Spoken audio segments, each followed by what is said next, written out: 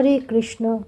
আগামীকাল 29শে জানুয়ারি 15ই মাঘ বৃহস্পতিবার জয়া একাদশী, যাকে ভৈমী একাদশীও বলা হয়, কিন্তু সবথেকে বেশি পরিচিত ভীম একাদশী নামে।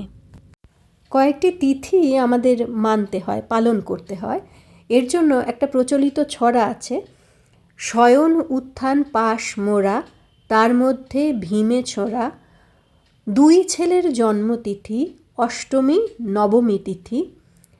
পাগলার 14, পাগলির 8, তাই নিয়ে কাল কাট। তা যদি না পারিস ভগার খালে ডুবে মরিস।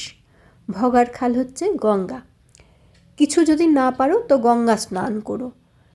এখন দূষণের মাত্রা এত বেড়ে গেছে যে গঙ্গা স্নান করতে বললে লোকে তাড়া করবে। ভক্তি মুক্তি যাই বলো সবই বিশ্বাসে। আমি এবার তিথিগুলোর কথা বলি।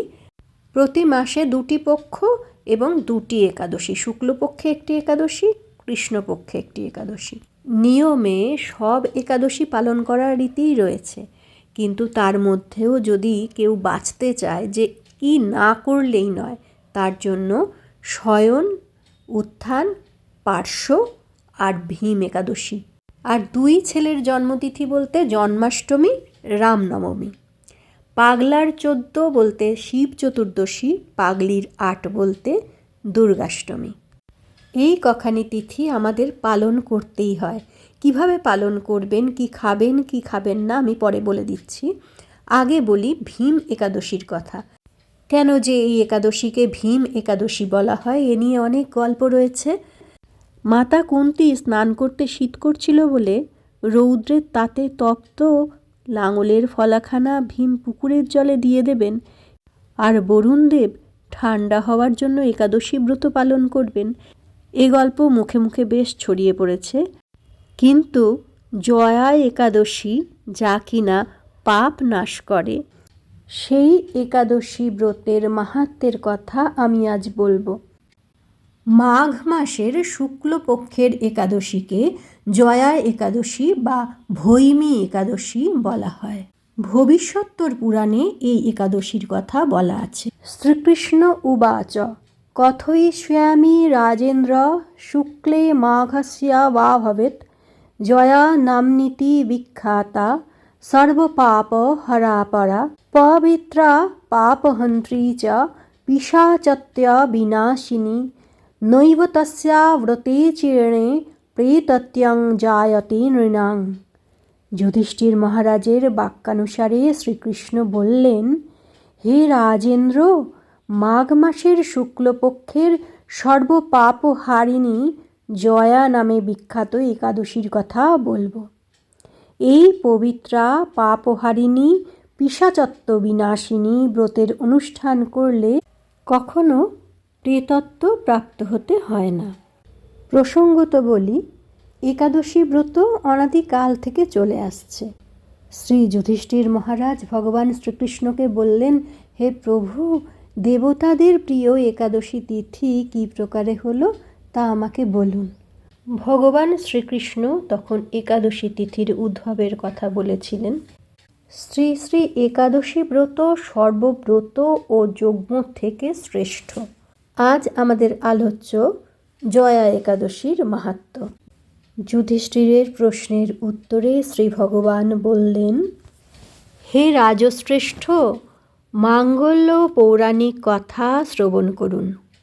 আমি পদ্মপুরাণে এর মহিমা কীর্তন করেছি।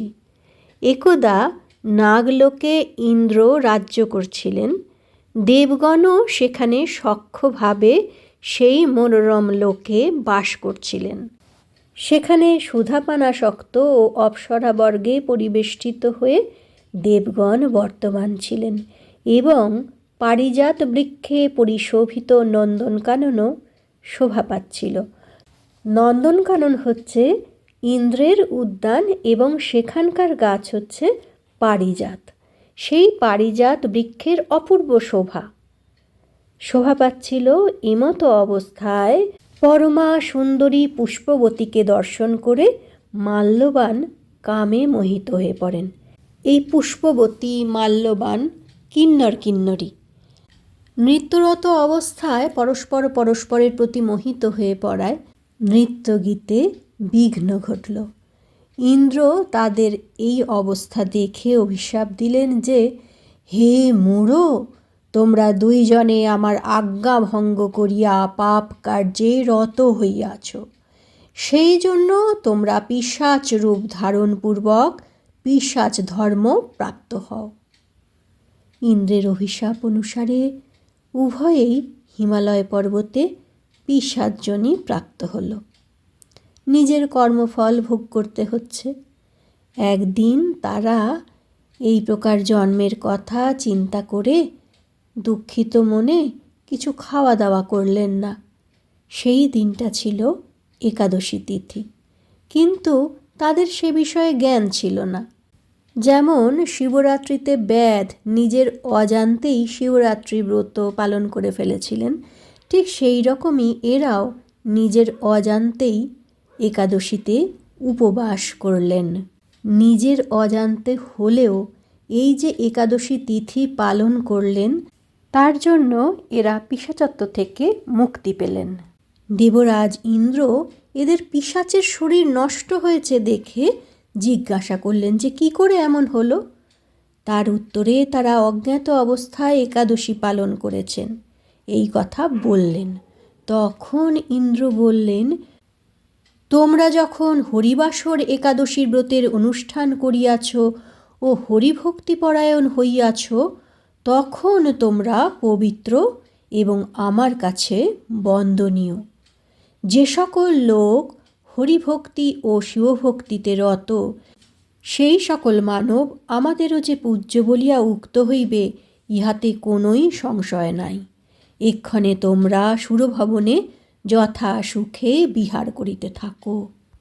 এই ব্রত সকলেরই পালনীয়। ব্রাহ্মণ, ক্ষত্রিয়, বৈশ্য, শূদ্র, পুরুষ, নারী যে কেউ এই ব্রত পালন করতে পারে। অন্যান্য একাদশী ব্রত যেভাবে পালন করতে হয় যে নিয়ম, এই ব্রতের ক্ষেত্রেও তাই। সম্পূর্ণ উপবাস না থাকতে পারলে শস্য বাদ দিয়ে কিছু সবজি শাকাহার হিসেবে গ্রহণ করতে পারেন, ফল প্রসাদ সাবু গ্রহণ করতে পারেন, স্তোত্র পাঠ, স্তব পাঠ, কীর্তন শ্রবণ, সৎ চিন্তা, সৎসঙ্গ এইসবের মধ্যে দিয়ে দিনটি যাপন করবেন। পরের দিন শুক্রবার দিবা 9:30 মধ্যে পারণ। সূর্যোদয় কলকাতায় 6:23, মথুরায় 7:10। সেই অনুযায়ী প্রাতকৃত্য সারতে হবে এবং শ্রী ভগবানের মহাপ্রসাদ নিয়ে পালন করবেন। আজ এই পর্যন্তই। হরে মুরারে মধুকৈটভারে গোপাল গোবিন্দ মুকুন্দ সৌরে যজ্ঞেশ নারায়ণ কৃষ্ণ বিষ্ণু নিরাশ্রয়ং মাং জগদীশ রক্ষ রক্ষ রক্ষ।